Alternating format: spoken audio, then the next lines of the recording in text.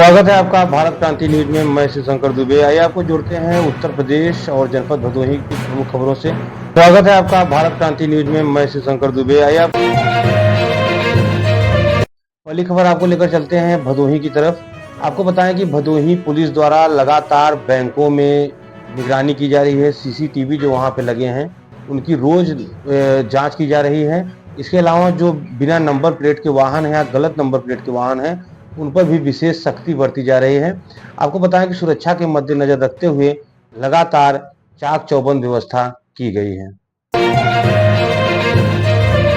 आपको बताएं कि मिर्जापुर की सीएलडीएफ कार्यदायी संस्था को भदोही में एक जल परियोजना और बालिका छात्रावास के 100 शैय्या युक्त का कार्य का निर्माण जिम्मेदारी दी गई है। इसको लेकर जो यहाँ के सीडीओ हैं शिवाकांत द्विवेदी, उन्होंने इन दोनों जगहों की जांच की और जांच में पाया गया कि बालिका जो आवास बन रहा है 100 शैय्या युक्त, वह लगभग 90% उसका कार्य पूरा हो चुका है और पेयजल परियोजना के मामले में जो कमियां पाई गई उस पे आवश्यक दिशा निर्देश दिए गए। बताएं कि जनपद भदोही में आज निरीक्षण के क्रम में गोवंश पिपरिस का भी निरीक्षण किया गया। आपको बताएं कि पिपरिस गोवंश जो है वो एक प्रकार से जनपद के सबसे बड़े गोवंश में से है। वहां पर जो कमियां पाई गई या जो वहां पे टीकाकरण पशुओं में कमी पाई गई उनके विषय में आवश्यक दिशा निर्देश दिए गए और जो वहाँ के संचालक हैं उन्हें वहाँ पे अगर कोई कमी है तो उसके लिए कहा गया कि आप लोग सूचित करिए और जो गोवंश हैं उनको पूरी तरह से सुरक्षित रखना हमारा फर्ज है और ठंड का महीना आ रहा है इसके लिए विशेष दिशा निर्देश दिए गए। आपको बताएं कि आज जिलाधिकारी जो भदोही है विशाल सिंह, उनकी अध्यक्षता में जिला स्वास्थ्य समिति की बैठक की गई जिसमें सीएमओ और तमाम अधीक्षक जो हैं वो मौजूद रहे। इसको और यहाँ पे जो जनपद में जितने भी सीएससी हैं, जो भी सामुदायिक स्वास्थ्य केंद्र हैं, उन पे उपलब्ध दवाओं के बारे में जानकारी, वहाँ पर उपस्थित कर्मचारियों और रोगियों की सुविधाएं, तमाम व्यवस्थाओं पर बात की गई और स्वास्थ्य व्यवस्था को दुरुस्त करने के लिए आवश्यक दिशा निर्देश दिए गए। अगली खबर आपको लेकर चलते हैं उत्तर प्रदेश के मेरठ की तरफ, जहां एक प्रसिद्ध कॉमेडियन सुनील पाल के अपहरण का केस आपने सुना होगा। उस अपहरण को करने वालों तक पुलिस लगभग पहुंच चुकी है। इसके विषय में एक वीडियो वायरल भी प्राप्त हुआ है पुलिस को। और आपको बताएं कि जो पुलिस थी सीसीटीवी माध्यम से इन तक पहुंची है और जो पूरी घटना आपने सुनी होगी कि सुनील पाल को एक फोन आता है और 2 दिसंबर को एक पार्टी इवेंट के लिए उन्हें बुलाया जाता है और कुछ पैसा उनके अकाउंट में भेजा जाता है। कहा जाता है कि शेष पैसा आपके कार्यक्रम के बाद दिया जाएगा। इसके लिए हवाई टिकट भी भेजी जाती है। जब वे पहुंचते हैं वहां पर, फिर वहां पर गाड़ी वाला आता है उनको इवेंट तक ले जाने के लिए, लेकिन बीच में ही उनका अपहरण कर लिया जाता है। उसके बाद फिरौती की 8 लाख रुपए मांगे जाते हैं। फिर सुनील पाल को एक रास्ते में, बीच रास्ते में 20,000 रुपए टिकट के देकर हवाई जहाज के उन्हें छोड़ दिया जाता है। इसको लेकर उनकी पत्नी ने मुंबई में शिकायत दर्ज कराई और भी आगे की कार्रवाई अब की जा रही है और पुलिस ने सीसीटीवी माध्यम से अपराधियों की पहचान कर ली है। अब इनकी खोज जारी है। आपको बताएं कि उत्तर प्रदेश के हाथरस में मथुरा बरेली मार्ग पर एक ट्रक ने मैजिक वाहन को टक्कर मार दी, जिससे मौके पर ही 7 लोगों की मौत हो गई और कई लोग घायल हैं। इस घटना से पूरे क्षेत्र में कोहराम मचा हुआ है। पुलिस ने सभी शव को कब्जे में ले लिया है और घायलों का इलाज जारी है। अगली खबर आपको जौनपुर जिले के केराकत तहसील के डेहरी गांव में लेकर चलते हैं। वहां से एक विशेष खबर आ रही है कि वहां से लगभग 30 से 35 मुस्लिम घर जो हैं वे अपना टाइटल बदल के अपने नाम के आगे दुबे, तिवारी, कायस्थ इस तरह से लगा रहे हैं। इसको लेकर जो उनके परिवार या रिश्तेदार दुबई में रहते हैं उनको धमकियां भी मिल रही हैं। यह ऐसा क्यों कर रहे हैं, इसकी पूरी जानकारी के लिए जुड़े रहिए भारत क्रांति न्यूज से। हम आगे की जानकारी आपको देते रहेंगे। लेकिन अपने में एक रोचक बात है कि 30 से 35 घरों को, जो मुस्लिम घर हैं, अपने नाक उनके आगे हिंदू धर्म के जो दुबे हैं, तिवारी हैं, इनका नाम जोड़ना एक विशेष बात है अपने में। अगली खबर उत्तर प्रदेश के बाराबंकी की तरफ लेकर चलते हैं, जहां से एक दर्दनाक पति अपने 30 वर्षीय पत्नी के साथ और उनके दो पुत्र भी थे, उसमें 12 वर्षीय 11 वर्षीय। आपको बताएं कि वे लोग रास्ते में खड़े थे बाइक लेकर, तो अचानक पीछे से आ रही तेज रफ्तार कार ने बाइक में टक्कर मार दी और सभी दूर जा गिरे, और जिससे घायलों को लेकर ले जाएगा अस्पताल, तो जो पति पत्नी थे उन्हें मृत घोषित किया और घायल बच्चों का इलाज चल रहा है।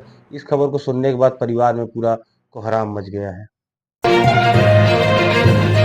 आपको बताएं कि क्राइम पेट्रोल और माटी की बन्नों समेत कई सीरियल में काम कर चुकी अभिनेत्री सपना सिंह के बेटे 14 वर्षीय बेटे उनके सागर क्या शव मिलने पर पूरे इलाके में सनसनी फैल गई है, और जो अभिनेत्री हैं उनका रो रो कर बुरा हाल है, और उन्होंने कहा कि ये मेरे बेटे की हत्या की गई है। इसको लेकर आपको बताएं कि अभिनेत्री उनके परिजनों ने सड़क भी जाम किया, और उन्होंने कहा कि हम योगी आदित्यनाथ से अपील करते हैं कि इसमें जो भी शामिल है उनको कठोर से कठोर सजा दी जाए। आपको बताएं कि जो सागर के दोस्त थे उनसे जब पूछा गया तो उन्होंने बताया कि वे लोगों ने ज़्यादा मात्रा में नशा ले ली थी और सागर अचानक अचेत होकर गिर पड़ा, और हम लोग घबरा गए और उसे एक सड़क खेत के किनारे उसे छोड़कर हम लोग चले गए। जब सागर का शव मिला तो उसके नाक से खून बह रहा था, और ओवर ड्रग्स रिपोर्ट में उसकी जान का कहा गया जाने के, लेकिन उनकी जो माँ हैं सपना सिंह, वे इस पर विश्वास नहीं कर रहे हैं। वो कह रही हैं कि फिर से पोस्टमार्टम हो और मामले की फिर से जांच की जाए, मेरे पुत्र की हत्या की गई है। आपको बताएं अगली खबर लेकर चलें वाराणसी की तरफ। श्री काशी विश्वनाथ न्यास का 3 वर्ष का कार्यकाल सोमवार को पूरा हो गया। 9 दिसंबर 2021 को जो थे पंडित नागेंद्र पांडे, उनको अध्यक्ष बनाया गया था इस न्यास का। आज यह कार्यकाल पूरा हुआ। अब नए सिरे से अध्यक्ष और नए सदस्यों की नियुक्ति की जाएगी। इसके लिए जो मंदिर न्यास है और जो प्रशासन है इस पे तैयारियां कर चुका है। अगली खबर वाराणसी की तरफ ही ले चलते हैं आपको। वाराणसी का दाल मंडी प्रसिद्ध है अपने में, लेकिन वहां पर भीड़ की समस्या अपने में बहुत ही चिंता का विषय बनी रहती है। लगातार वहां पर दिन के समय कोई गुजर नहीं सकता। इसको लेकर योगी आदित्यनाथ ने शक्ति दिखाई और कहा कि इन सड़कों का चौड़ीकरण शीघ्र होगा। इसके लिए जो नगर पालिका है उसको आदेश दे दिया गया है नगर निगम को, और वह अपनी कार्रवाई अब करेगी, और अब इन सड़कों का चौड़ीकरण होगा, जिससे यात्रियों को काफी राहत मिल सकेगी। आपको बताएं कि अभी आपने देखा कि राम विवाह था 6 दिसंबर को। इसको लेकर आज अयोध्या में बड़ा उत्सव किया गया, क्योंकि जनकपुर से अयोध्या में बारात आई।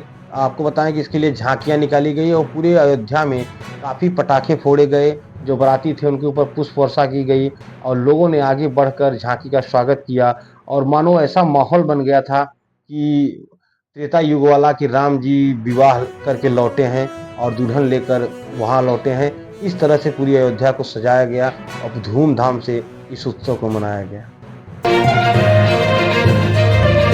आपको बताएं कि कानपुर के गोविंद नगर थाना से एक मानव तस्करी का मामला आया है, जहां पुलिस ने एक 12 वर्षीय बच्चे को एक कारोबारी के चुंगल से छुड़ाया है।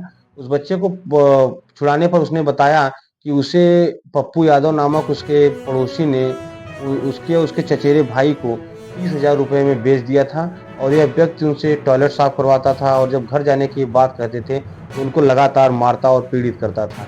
और इसके बाद जो वो कारोबारी था उसको हिरासत में ले लिया गया है, और जो एक धारा बनती है उसके लिए बाल श्रम का और मानव तस्करी का, तमाम धाराओं पर उसके ऊपर केस किया गया है। भाजपा प्रदेश अध्यक्ष भूपेंद्र चौधरी ने कानपुर में बैठक की, और उन्होंने बताया कि 15 दिसंबर से 30 दिसंबर के बीच जिलाध्यक्षों का चयन कर लिया जाएगा, और जो 2 बार जिलाध्यक्ष हैं अब की बार उनके ऊपर विचार नहीं किया जाएगा। आपको बताएं कि पूरे उत्तर प्रदेश में जितने बिजली कर्मचारी हैं उन्होंने बिजली के निजीकरण करने के खिलाफ आज काली पट्टी बांधकर विरोध प्रदर्शन किया, और ये लगभग देश के सभी जिलों में किया गया। और जो कर्मचारी थे उन्होंने काम तो नहीं रोका, लेकिन काली पट्टी बांधकर लगातार विरोध प्रदर्शन करते रहे, और उन्होंने कहा कि यह हमारा प्रदर्शन चलता रहेगा निजीकरण के खिलाफ।